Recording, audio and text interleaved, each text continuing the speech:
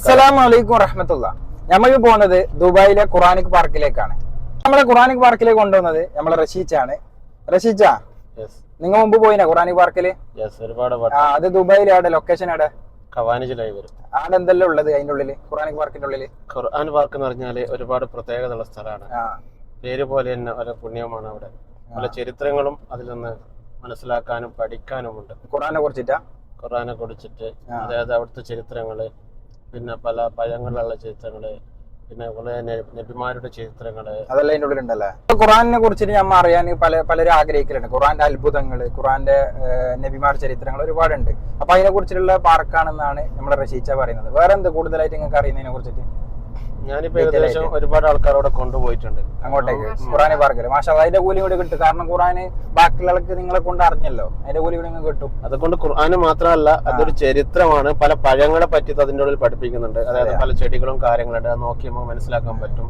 അതോടൊപ്പം തന്നെ പിന്നെ പല നബിമാറും അവര് വളർന്ന വർഷങ്ങളും കാര്യങ്ങളും അതിനെ പറ്റി അവിടെ ഡിസ്പ്ലേയിൽ വരാറുണ്ട്. അത് വേറൊരു കുറച്ചു മുമ്പ് അറിയാലോ മൂസാനബിനെ കുറിച്ച് എന്താ ഉള്ളത്? മൂസാ നബി പറഞ്ഞാല് പണ്ട് കടലിൽ വടി കൊണ്ടടിച്ചപ്പോ ചെങ്കടലായിട്ട് മാറിയതാ രണ്ട്. അതേപോലത്തെ ഒരു സ്ഥലം അവിടെ ഉണ്ടാക്കി വെച്ചിട്ടുണ്ട്. അത് നമ്മൾക്ക് കാണാൻ വേണ്ടിട്ടാണ്. അത് അവിടെ എത്തിയാല് അതിന്റെ ഒരു വ്യൂ. മൂസാ നബിന്റെ ചരിത്രമല്ലേ നമുക്കറിയാം. ഫിറോവിന് പിന്നാലെ വന്നപ്പോ, ഫിറോവിന് ശത്രുക്കളും പിന്നാലെ വന്നപ്പോ അള്ളാഹു കടലിലേക്ക് അടിക്കാൻ പറഞ്ഞപ്പോ കടലിൽ രണ്ട് പിളർപ്പായ ചരിത്രം. അപ്പൊ അതൊക്കെ അവിടെ ഉണ്ടെന്നാണ് പറഞ്ഞത്. ഇൻഷാ അല്ലാഹ്. അപ്പൊ നമ്മങ്ങനെ ദുബായ് റോട്ടിലൂടെ ഖുറാനിക് പാർക്കിലേക്കാണ് പോകുന്നത്. അപ്പൊ റഷീജ് അതിന്റെ കൂടുതൽ ഡീറ്റെയിൽസ് ഇടുന്ന് പറഞ്ഞു തന്നിട്ടുണ്ട്. അതിനെ കുറച്ചും കൂടി അറിയാൻ വേണ്ടിയിട്ട് നമുക്ക് അവിടെ സ്ഥലത്തേക്ക് എത്തിയിട്ട് നമുക്ക് നോക്കാം ഇൻഷാ അല്ലാഹ്. ഖുറാനിലുള്ളത് 25ഓളം നബിമാരെ കുറിച്ചിട്ടാണ് ഖുറാനിലുള്ളത്. അതില് പ്രധാനപ്പെട്ട ഉലുൽ അസ്മുകളെ 5 നബിമാരുണ്ട്, ഏറ്റവും പ്രധാനപ്പെട്ട നബിമാർ. അപ്പൊ ഇൻഷാ അല്ലാഹ് നമ്മ കൂടുതൽ അറിയാൻ വേണ്ടിയിട്ട് ഖുറാനിക് പാർക്കിലേക്ക് പോകുന്നുണ്ട്. ഇൻഷാ അല്ലാഹ് അടുത്തിട്ട് കൂടുതൽ വിവരങ്ങൾ റഷീച്ച വഴിയും അല്ലാത്ത വഴിയും നമുക്ക് കിട്ടും ഇൻഷാ അല്ലാഹ്. റഷീച്ച, നിങ്ങൾ എത്ര കാലമായി ദുബായില്? ഞാൻ ദുബായിൽ എന്ന് പറഞ്ഞാൽ ടോട്ടലി 10-17 വർഷങ്ങളായി. 17 വർഷങ്ങളായി. അതിൽ 12 വർഷം ദുബൈയിലും 5 വർഷം ബുറൈമി അലൈന്. മാഷാ അല്ലാഹ്. നിങ്ങളെ വീക്കിലി ഉള്ള ഹോളിഡേസ് എപ്പോഴല്ലോ? ഹോളിഡേസ് സാറ്റർഡേയും സൺഡേ ആണ്. അപ്പൊ ഈ ദിവസത്തിൽ നിങ്ങൾ എന്താണ് ചെയ്യല് പ്രത്യേകിച്ച്? ആ ദിവസങ്ങളിൽ എന്താ പറയാ, എല്ലാവരും കൂട്ടി ഒരു എൻജോയ്മെന്റ്, അതേപോലെ എല്ലാവരും ഒത്തുചേരല്, ഒരു കുടുംബ ബന്ധം. അതായത് ഗൾഫ് വെച്ച് കഴിഞ്ഞാല് നാട്ടിൽ നിന്ന് 30 ദിവസം കഴിഞ്ഞാൽ നമ്മളെല്ലാവരും പുറത്താണ്. അപ്പൊ നമ്മൾ ഒരു കൂട്ടം കൂടി കിട്ടാറില്ല. അപ്പൊ ഈ ഒഴിവ് ദിവസങ്ങൾ, അതായത് പ്രത്യേകിച്ച് മുമ്പാണെങ്കിൽ ഫ്രൈഡേ ആയിരുന്നു, ഇപ്പോഴാണെങ്കിൽ അത് സൺഡേ ആയിട്ട് മാറി. അല്ല മാഷാ അല്ലാഹ്, നമ്മൾ ഖുറാനിക് പാർക്കിലേക്ക് പോവാന്ന് പറഞ്ഞപ്പോ തന്നെ ഒരു മടിയും കാണിക്കാതെ പോവാന്ന് പറഞ്ഞിട്ട് വന്നില്ലേ? അപ്പൊ അതിനൊരു ഇൻട്രസ്റ്റ് വരുന്നല്ലേ? എന്താണ് ഖുറാൻ ഒരു നിങ്ങളെ അതിലേക്ക് ഉത്തേജിപ്പിക്കാൻ കാരണം? അത് ഉദ്ദേശിക്കാൻ നീ ഇപ്പൊ പറഞ്ഞല്ലോ ഖുർആൻ പാർക്ക് നിന്ന്, ഞാൻ ഉദ്ദേശിച്ചത് ഓൾറെഡി അത് ഒരു യാത്രയാണ്. പിന്നെ നമ്മൾ കാഴ്ചകളാണ്. ഗൾഫിൽ നമ്മൾ ഏറ്റവും കൂടുതൽ ആസ്വദിക്കുന്നത് കാഴ്ചകൾ. കാരണം രാവിലെ മുതൽ വൈകുന്നേരം വരെ ജോലി ചെയ്ത് നമ്മൾ റൂമിൽ വന്ന് ഭക്ഷണം കഴിച്ച് കടന്നിറങ്ങി വീണ്ടും ജോലി ചെയ്ത് വീണ്ടും പോകുമ്പോഴേക്ക് മനസ്സിനൊരു റിലാക്സേഷനും അതിൽ കൂടെ ഒരു എൻജോയ്മെന്റിൽ കൂടെ നമ്മൾ പല അറിവുകളും നമ്മൾ കണ്ടെത്താറുണ്ട്. അതാണ് അതിന്റെ ഏറ്റവും മഹത്വം. അപ്പൊ ദുബായിൽ ഈവനിങ് ടൈമാണ്. ഏകദേശം എത്ര മണിയാണ് റഷീച്ച സമയം? 4:45. ഏകദേശം പണിയെല്ലാം കഴിഞ്ഞ് എല്ലാവരും വരുന്നത്. പിന്നെ ചില ആൾക്കാർക്ക് ശനിയാഴ്ച ഹോളിഡേ ആയിരിക്കും, ചില ആൾക്ക് സൺഡേ മാത്രമായിരിക്കും ഹോളിഡേ. ഏതായാലും ആ സമയത്തേക്കാണ് ഉള്ളത്. അപ്പൊ തിരക്കുണ്ടാവും ഖുറാനിക് പാർക്ക്? തിരക്ക് ഉണ്ടെന്ന് വെച്ചാല് ലീവുള്ള ദിവസങ്ങളിൽ തിരക്ക് കൂടുതലല്ലേ? അല്ലാത്ത ദിവസങ്ങളിൽ ഔട്ട്സൈഡിൽ നിന്ന് വിസിറ്റിംഗ് വരുന്നുണ്ട്. അതായത് ആൾക്കാരെ പറയാ UK അങ്ങനെ അടിയിലുള്ള ഇംഗ്ലീഷ്കാർ അവരെ വിസിറ്റ് ചെയ്യുന്ന സ്ഥലമാണ്. അതായത് ഖുർആൻ പാർക്ക് എന്ന് പറഞ്ഞാൽ മുസ്ലിങ്ങൾക്ക് മാത്രമായിട്ടുള്ള ഒരു പാർക്കല്ല, എല്ലാവരും സന്ദർശിക്കും. യഥാർത്ഥത്തിൽ എല്ലാവരും സന്ദർശിക്കുന്നത്. അത് പല അറിവും അതിലുണ്ടല്ലോ, അതാണ് അതിന്റെ പ്രത്യേകത. ഖുർആൻ എന്ന് പറഞ്ഞാൽ തന്നെ ഒരു മനുഷ്യനെ സംബന്ധിച്ച് ഒരു ഖുർആൻ അത് കേട്ടാൽ മതി, അത് അതിലേക്ക് ആകർഷണീയമായി ഇസ്ലാം സ്വീകരിക്കുന്ന പല മനുഷ്യന്മാരുണ്ട്. ഉമർ അള്ളാന്റെ ചരിത്രമല്ലേ നമുക്ക് അറിയുന്ന തന്നെ. അപ്പൊ മിഞ്ഞാൻ തന്നെ മറീന ഭാഗത്ത് അവിടെ ഉള്ളത് മൊത്തം ഇംഗ്ലീഷുകാരാണ്, അതായത് മുസ്ലിങ്ങളല്ല, അവര് അവിടെ വിസിറ്റ് ചെയ്യാൻ വരുന്നതാണ്. അപ്പൊ ആ സമയത്ത് അവിടുത്തെ ബാങ്ക് കൊടുക്കുമ്പോൾ തന്നെ പല ആൾക്കാർ ആ ബാങ്കിൽ ശ്രദ്ധിച്ച് കേൾക്കുന്നുണ്ട്, ചില ആൾക്കാർ ആ ബാങ്ക് ആസ്വദിക്കുന്നുണ്ട്. അതേപോലെ തന്നെ റഷീച്ച പറഞ്ഞ പോലെ തന്നെ ഖുറാനിക് പാർക്ക് എന്നുള്ള മുസ്ലിങ്ങൾ മാത്രം സഞ്ചരിക്കുന്ന സ്ഥലമല്ല, അല്ല റഷീച്ച? അതെ, അവിടെ മറ്റുള്ള മതക്കാരൊക്കെ വരുന്നുണ്ട്, എല്ലാവരും വരും. പിന്നെ റൂം പിന്നെ ചുമരാണ്, ഫുള്ള് മണ്ണ് പോലെ കാണുന്നത്. അതായത് നമുക്ക് മൊത്തത്തിൽ അനുഭവിപ്പിക്കാം നബിമാരുടെ ചരിത്രം. അപ്പൊ അതില് നബിമാരെ പേര് വരും, അവർ ഇങ്ങനെ ഇങ്ങനെ ചെയ്ത് ആ കാര്യങ്ങളെല്ലാം അവിടെ ഉണ്ടാവും. അപ്പൊ ഒരു എടുത്തിട്ട് നമുക്ക് ഏതാ ഭാഷ അത് അതിൽ ലൈറ്റ് വരും. മലയാളം അടക്കം ഉണ്ടല്ലേ? മലയാളം ഇല്ല, ഇംഗ്ലീഷ്, അറബി. നിങ്ങൾക്ക് ആദ്യമായി ഖുർആൻ ഇറങ്ങിയത് എപ്പോന്നറിയോ? നബി സല്ലല്ലാഹു അലൈഹി വസല്ലമ തങ്ങൾക്ക് ഖുർആൻ ഇറങ്ങുന്നതിന് മുമ്പ്, അതായത് നബുവത്തിന് മുമ്പ് ഒരു പതിവുണ്ടായിരുന്നു.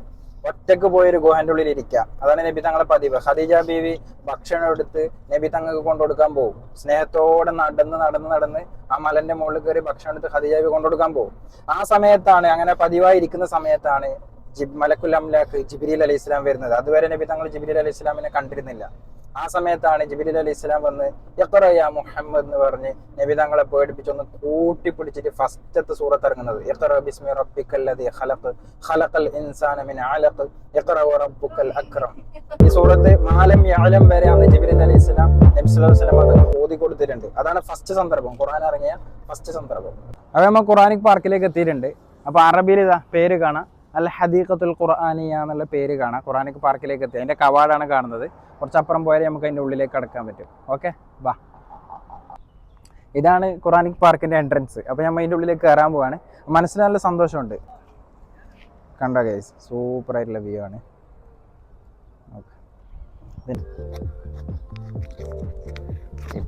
ഈത്തപ്പഴം കൊലച്ച് നിൽക്കുന്നുണ്ട്. അപ്പോൾ നമ്മൾ ഖുർആനിക് പാർക്കിലേക്ക് നടക്കുന്നുണ്ട്. കുറച്ച് നടക്കാനുണ്ട്. മുകളിൽ നോക്കിയാൽ നല്ല ഈത്തപ്പഴം കൊലച്ച് നിൽക്കുന്നത് കാണാം. സൂപ്പറായിട്ട്, വലിയ തിരക്കൊന്നും കാണുന്നില്ല.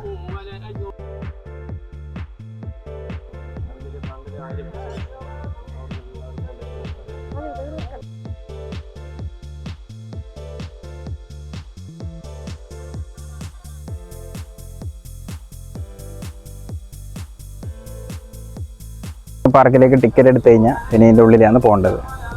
കാർഡ് സ്വൈപ്പാക്കാൻ നേരെ ഉള്ളിലേക്ക് കയറാം. ഇതിൻ്റെ ഉള്ളിലാണ് ബാക്കി കാര്യങ്ങളൊക്കെ ഉള്ളത്. അവിടെ ടിക്കറ്റ് കിട്ടിയിട്ടുണ്ട് എൻട്രൻസിലേക്കുള്ള. ഫസ്റ്റ് ഗ്ലാസ് ഹൗസ് അല്ലേ?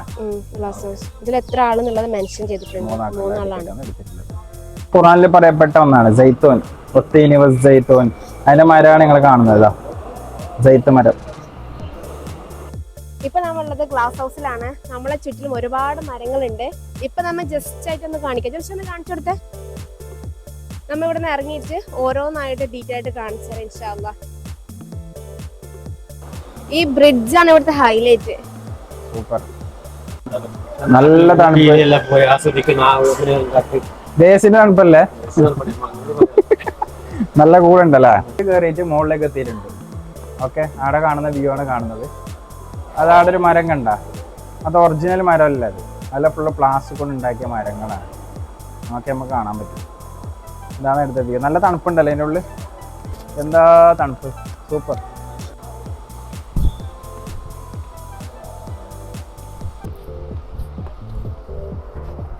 നമ്മൾ നേരെ ബ്രിഡ്ജിന്റെ താഴേക്ക് ഇറങ്ങണല്ലേ.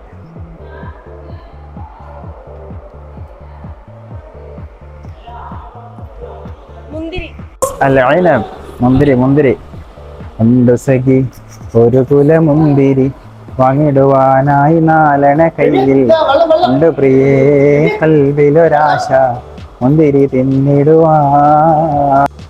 അവിടെ ബോർഡിൽ മെൻഷൻ ചെയ്ത പോലെ തന്നെ ലീക്ക് എന്നാണ് ഇതിനെ പറയപ്പെടുന്നത്. ശരിക്കും അത് എന്താണെന്ന് നമുക്ക് അറിയില്ല. അതിൽ മെൻഷൻ ചെയ്തിട്ടുണ്ട് മദ്കൂർ ഫി സുന്ന എന്നുള്ളത്. ഈ കാണുന്നതാണ്. നിങ്ങൾക്ക് അറിയാന്നുണ്ടെങ്കിൽ കമന്റ് ബോക്സിൽ അറിയിക്കുക. ഇതാണ് നമ്മളെ അത്തിമരം.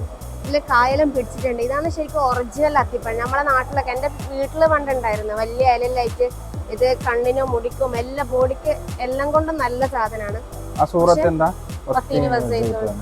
ഇതാണ് original അത്തിപ്പഴം.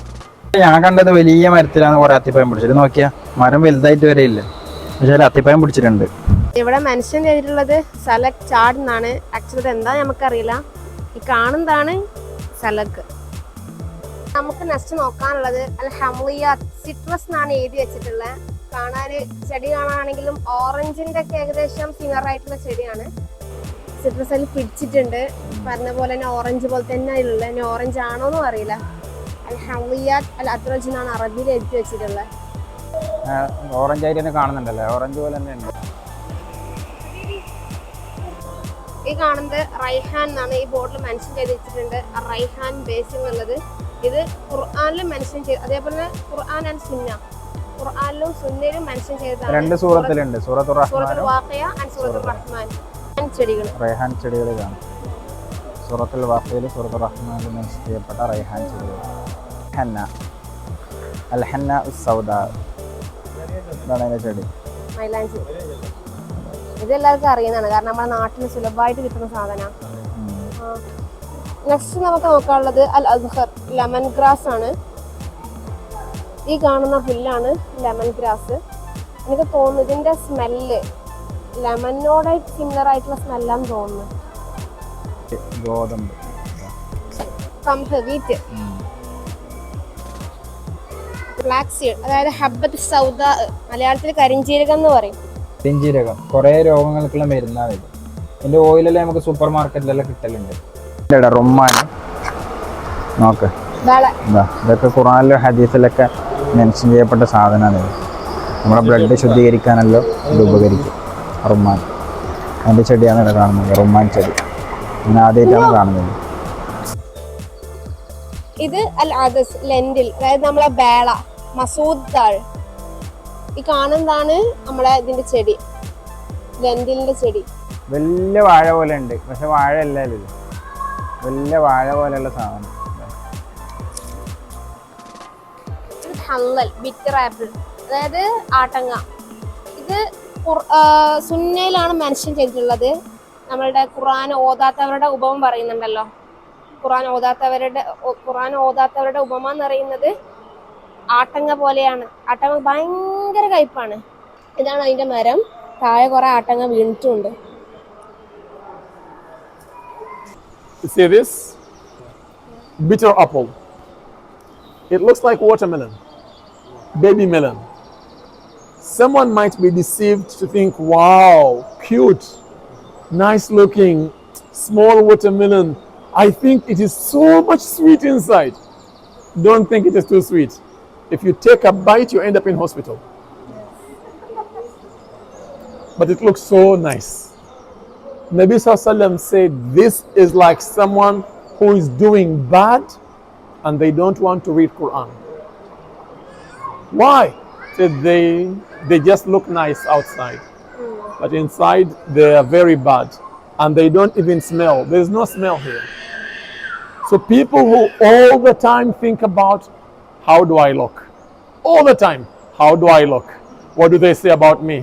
Nice looking, mashallah, cute, nice, etc. But when people engage with them one-on-one, they regret the day they met them. But they represent the watermelon which everyone loves. So people think, no, it must be like watermelon. There is no harm in watermelon. If it's not sweet, it has water at least. No, this one has harm. It is not sweet and it has no water, but it has pain. So it teaches you that don't be so materialistic. Don't be so much about show. When you don't develop your inner connection with Allah, there is no beauty on being so beautiful outside when inside you're poisonous.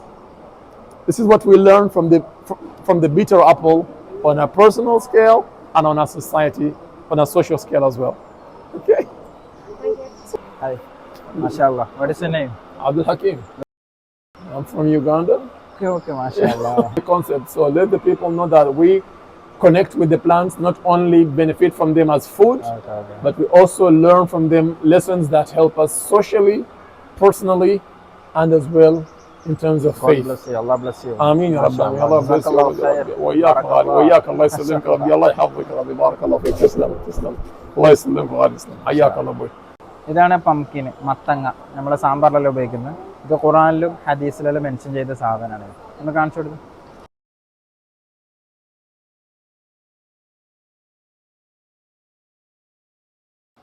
ക്യൂക്കംബർ, അത് ഖുർആനിലും സുന്നയിലും mention ചെയ്തിട്ടുണ്ട്. ഇത് കാണുന്നതാണ് ക്യൂക്കംബർ ചെടി.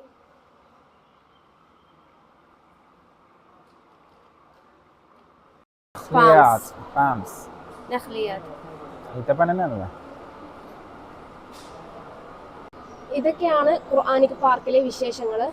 നമ്മൾ ഇവിടെ നിന്ന് ഇറങ്ങും, നമ്മൾ അടുത്ത ലൊക്കേഷനിലേക്ക് പോകും. അടുത്ത ലൊക്കേഷൻ വരുന്നത് കേവ് ആണ്, ഗുഹയാണ്. അവിടെ എത്തിയിട്ട് നമുക്ക് ബാക്കി വിശേഷങ്ങൾ കാണാം. നമ്മൾ പോകുന്നത് മിറാക്കിൾ കേവിലേക്കാണ്.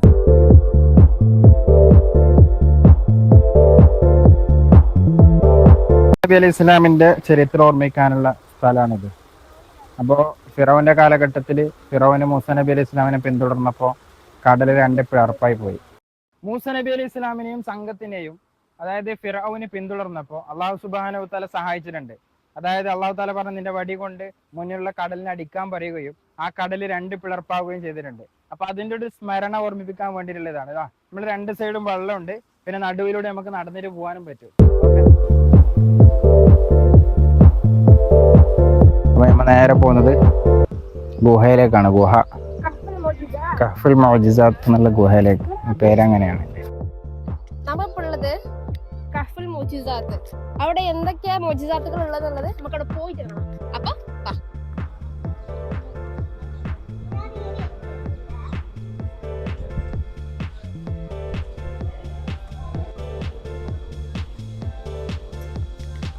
കേവിൻ്റെ എൻട്രൻസിലാണ്. അവിടെ കയറുമ്പോൾ തന്നെ ഒരു ബോർഡ് വെച്ചിട്ടുണ്ട്. ഇതിൽ നമ്മൾ ഈ ഗുഹയിൽ കയറി കഴിഞ്ഞാൽ നമുക്ക് എന്തൊക്കെ കാണാൻ പറ്റുന്നതാണ് ഈ ഒരു ബോർഡിലുള്ളത്. അപ്പോൾ കേവിൽ ഫസ്റ്റ് നമ്പർ 1 ഉള്ളത് ഇൻട്രൊഡക്ഷനാണ്. അവിടെ നിന്ന് 2 യൂനുസ് നബി അലൈഹി സ്വലാമിൻ്റെ മുഅ്ജിസത്ത്, പിന്നെ ഈസാ നബി അലൈഹി സ്വലാം. നമ്മളിപ്പോൾ ഉള്ളത് കേവിലാണ്. കേവിലെ ഇൻട്രൊഡക്ഷനിലാണ് നമ്മളുള്ളത്. ഇപ്പോൾ കേവിലാണുള്ളത്. അപ്പോൾ ഫസ്റ്റ് പ്രൊഫറ്റ് യൂനുസ് അലൈഹി സ്വലാം.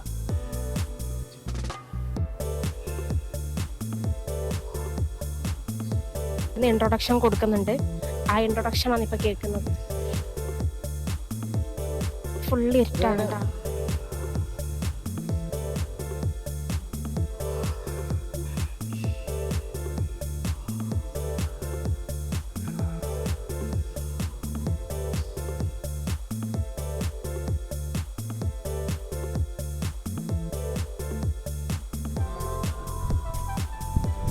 ഇത് സുലൈമാൻ അലൈഹി സ്വലാമിൻ്റെ സ്റ്റോറി പറയുന്ന, മുഅ്ജിസത്ത് പറയുന്ന കേവാണ്.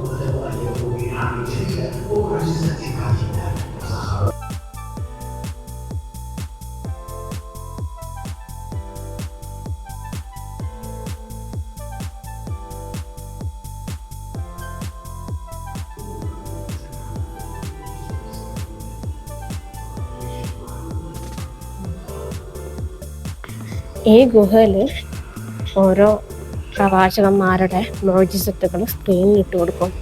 ഇത് നമ്മൾ കാണും. നെക്സ്റ്റ് മൂസ അലൈഹി സ്വലാമിൻ്റെതാണ്. കടലിൻ്റെ കഥയാണ് ഇവിടെ നമുക്ക് കാണാനുള്ളത്.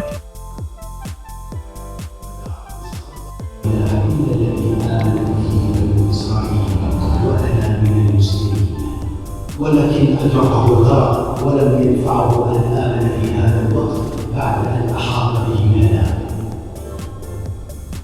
غرق فرعون وجنوده وابتلع البحر وابتلع ونجى الله تعالى قصة فرعون ليكون عبرة لمن بعده من الجبابرة والفراعنة حتى لا يرضوا يتجبروا الأرض وإن كثيرا من الناس على حياة ربهم معرضون. ستظل قصة موسى شاهدا على أن الأمن والأمان يكون مع الله وأن الخوف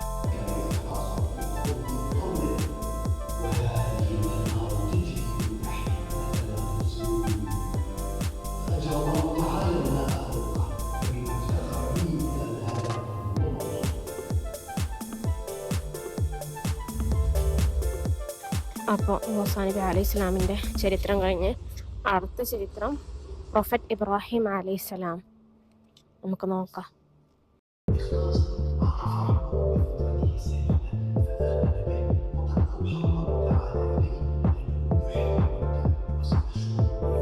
في الجسد الميت فأمر الله تعالى أن يأخذ 4 من أي نوع من الطير شابة ثم يذبحها ويقطعها ويفرغ أجزاءها ويضع على كل جبل جزءا من هذه الطيور. അടുത്തത് മുഹമ്മദ് നബിൻ്റെ മുഅ്ജിസത്താണ് സ്ക്രീനിൽ കാണാൻ പോകുന്നത്. അതും 3 സ്പ്ലിറ്റ് ചെയ്തത്.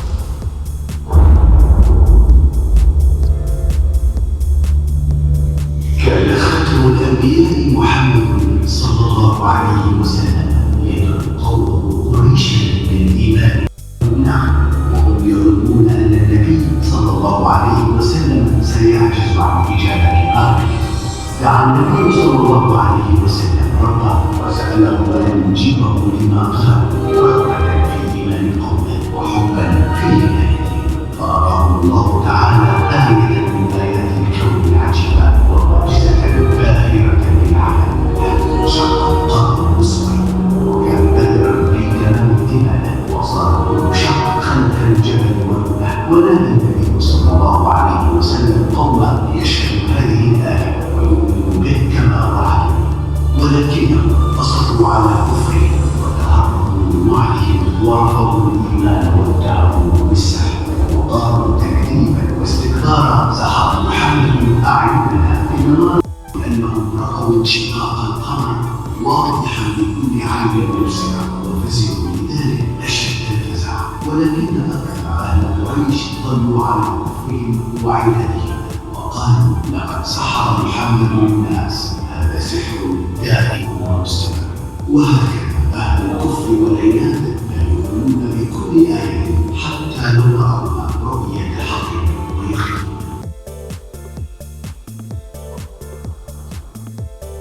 അപ്പോൾ ഇത്രയൊക്കെയാണ് നമ്മുടെ ദുബായിലെ ഖുറാനിക് പാർക്കിൻ്റെ വിശേഷങ്ങൾ. ഓക്കെ, അപ്പോൾ വീഡിയോ ഇഷ്ടപ്പെട്ടാൽ തീർച്ചയായും നമ്മളെ ചാനൽ സബ്സ്ക്രൈബ് ചെയ്യുക, സപ്പോർട്ട് ചെയ്യുക. അതേപോലെ ഇതുപോലുള്ള അറിവുകൾ മറ്റുള്ളവരിലേക്ക് ഷെയർ ചെയ്യുകയും ചെയ്യാം. ഓക്കെ, അപ്പോൾ അടുത്ത വീട്ടിൽ കാണാം. അതുവരേക്കും അസ്സലാമു അലൈക്കും.